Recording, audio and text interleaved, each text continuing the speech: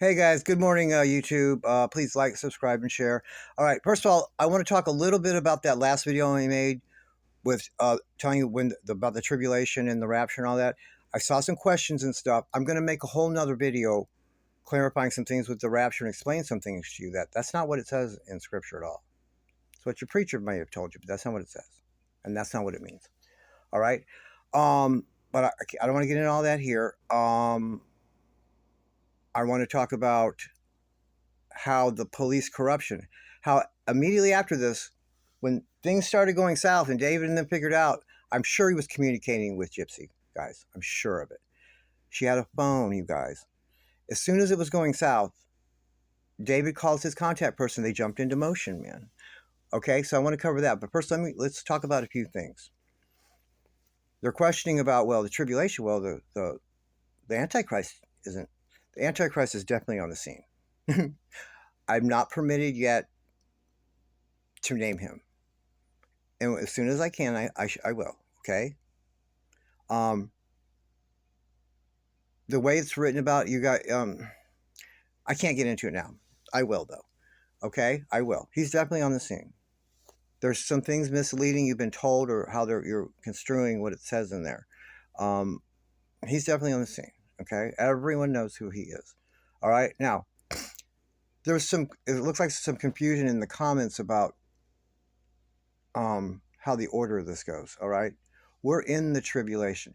There isn't. No one's rapturing up anywhere at any time until the very, very end.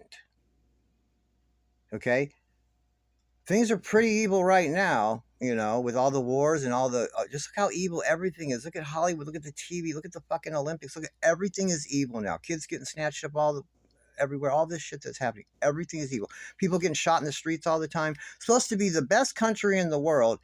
Our schools get shot up all the time. There's people getting shot in the streets every single day in America. Excuse me. I mean, come on, guys. They just have a way of insulating us from us in a certain way, or we're so used to it. We don't see how bad things are. Jesus is coming here one time. It's not something where he's sucking up his favorites, you know, and taking them to a marriage supper of the Lamb, and then they're coming back, and then we're gonna. It's no, no, no, no, no. All that shit takes place here, within the millennial kingdom.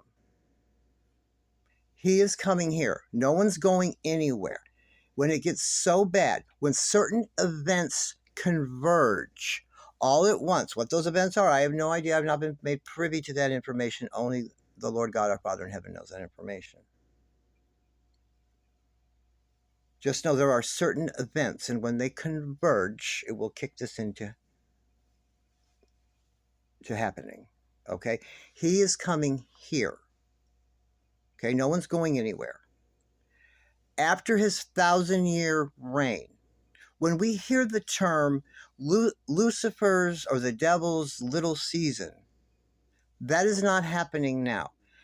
Lucifer has been here running shit from the very start, the whole time. Jesus is coming here to reign for the last 1,000 years. It was a 7,000-year plan. Lucifer acting stupid and getting his ass thrown out of the heavenly realm and taking a third of them with him threw salt into the game. And somehow, some way, he ends up with 6,000 years. He's running the show. And even right now, until Jesus returns. It's a 7,000-year plan. The first 6,000 years are that, and then God is intervening and sending his son back to reign for 1,000 years, the way it should have been run here, with everyone sharing food, growing trees and food and plants everywhere for everyone to have, sharing the natural resources with everybody, and no war, no problems, and everyone get along, and no governments and all this shit. Where you are is where you live, and everyone gets along, and that's that. Okay? Now, can he do this all? No, there will be angels of the Lord, too. They don't run around looking like wings and all that. They will look like regular men, probably. Okay? Not probably, they will. Okay, I was going to try to talk about some other shit, but I want to clear this up. At At the very end of the 1,000-year reign, I don't know exactly when. Then at the end, 1,000 years and 7,000 years are over. It's done. Then he's going to destroy the earth with fire. Before he, or as it begins to destroy the earth, that is when everyone that's left here, 1,000 and some change years from now, will then be taken to heaven in a rapture-like event. Because there won't even be any more earth. Okay? Now, at some point prior to that occurring, Lucifer himself, not his angels, will be let loose for a small period to test the people.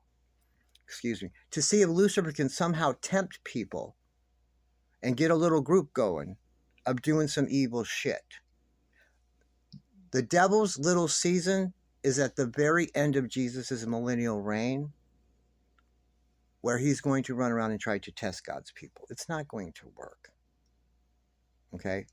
But that's the deal at the very end, to test God's people. Okay? So that's the order of it.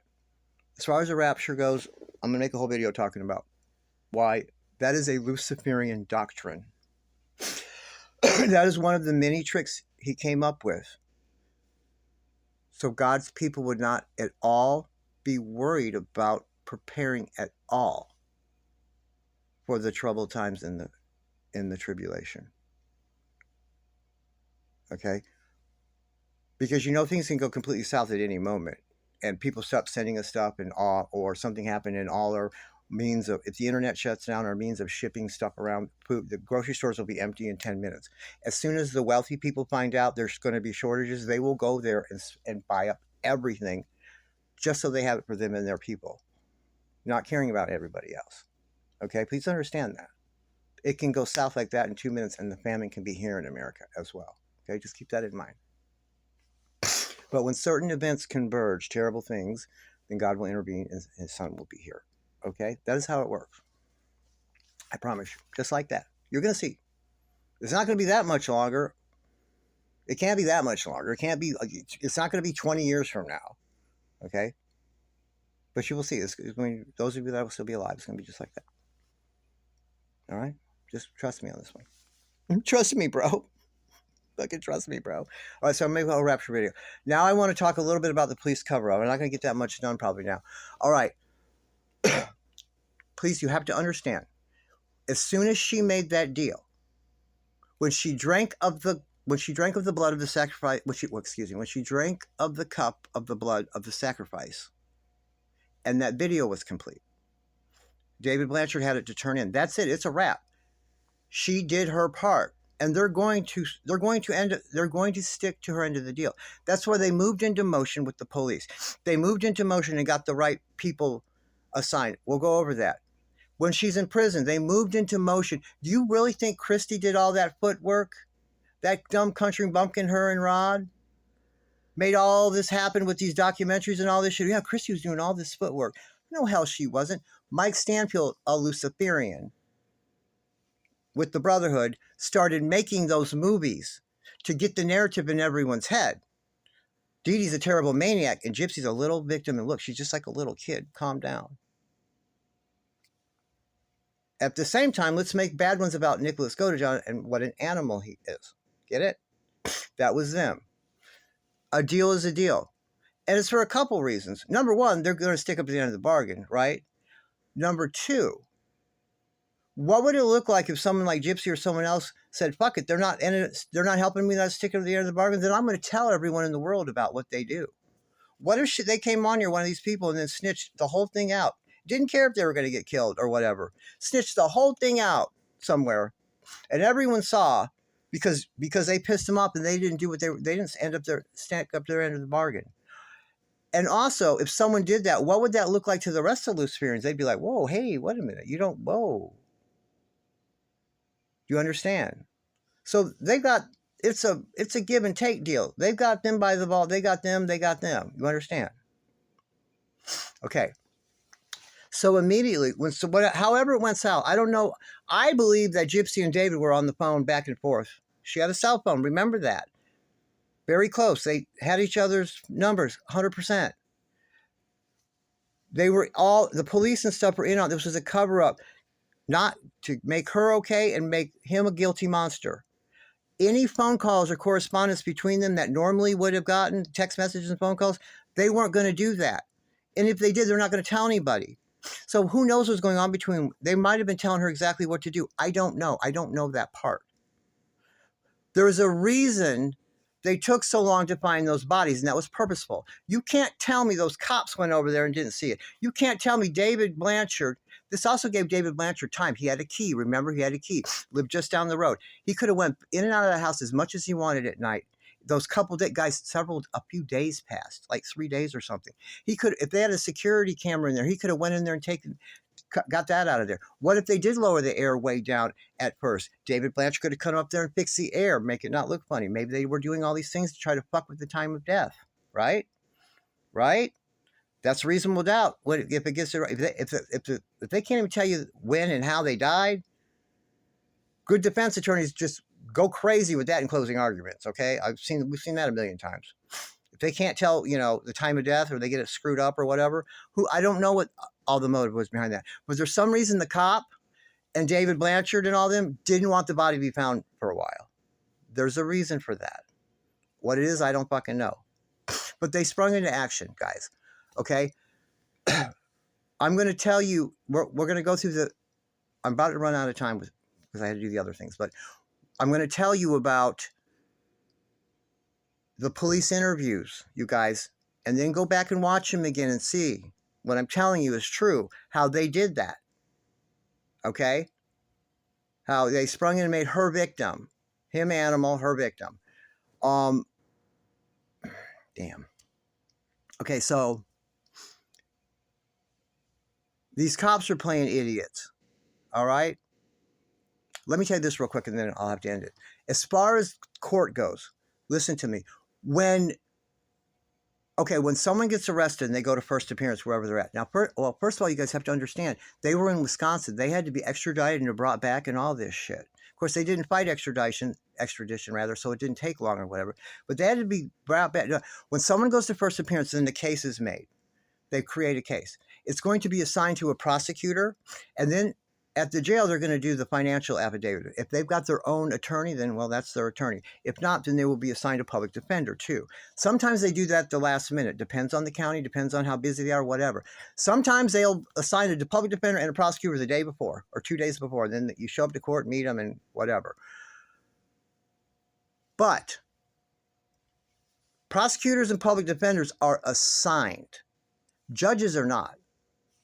Judges are either a lottery system where they'll have a computer where the computer will pick for you. And it just as AI sees where's the next best slot, which judge, as far as, you know what I mean? And then you'll go on that judge's docket when you go to first appearance. They'll put you on whatever judge docket, right? Whether it's felony or misdemeanor. Or the other system that we use where I practice was anybody that got arrested in a 24-hour period, if it was a felony, you went on a certain judge's docket and you'll go there for arraignment and your whole case will be handled there. If you were a misdemeanor, you went on this other judge's for county, right, for misdemeanors. And that's how it went. You can't get your judge assigned. Now, you can pull some tricks and try to, if you got a judge you don't want to recuse themselves or get them recused, but they're given to you. That's luck of the draw in one way or the other, okay?